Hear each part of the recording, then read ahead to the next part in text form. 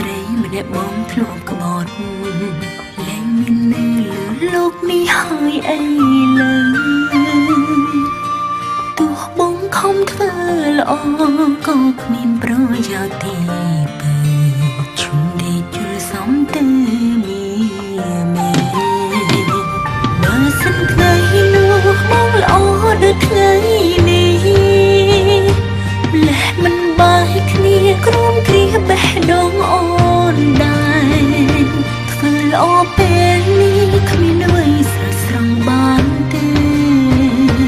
រកក្តីស្នេហ៍អូនលែងមានលើបងទៀតហើយពេលបងត្រឡប់ស្រាប់ពេលអូនអស់ចិត្តស្នាមស្នេហ៍អតីតអូនអស់អាល័យហើយឈុំឈឺឆ្អើយរឿងអូទៀតទៅត្រានត្រាយអូនรู้បានសុខហើយទេ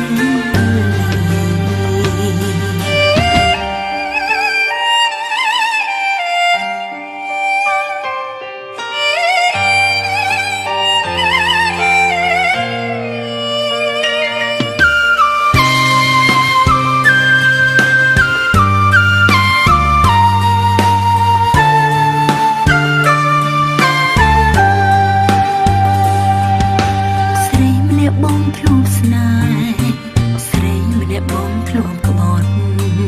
លែងមាននៅលើលោកនេះហើយអីលើទោះបងខំធ្វើល្អក៏គ្មានប្រយោជន៍ទេ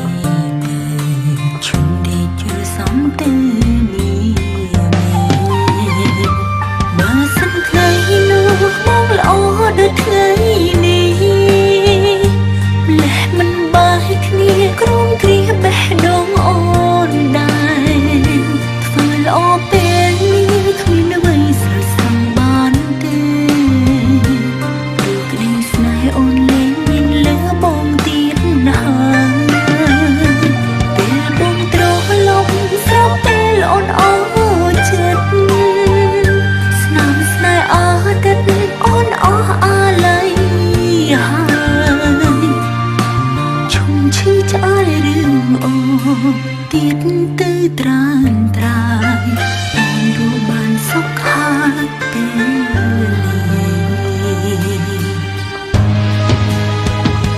បើសិនថ្ងៃនោះបងល្អដូចថ្ងៃ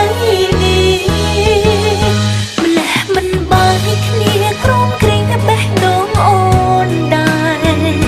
ធ្វើល្អពេលនេះគ្មានអ្វីស្រស់ស្រង់បានទេព្រោះក្តីស្នេហ៍អូនលែងមានលើបងទៀតហើយពេលបងត្រឡប់ស្រាប់ពេលអូនអស់ចិត្តស្នាមស្នេហ៍អតីតអូនអស់អាល័យហើយឈុំឈឺឆ្អើយរឿងអូនទៀតទៅត្រានត្រាយអូនรู้បានសុខហើយពេលនេះ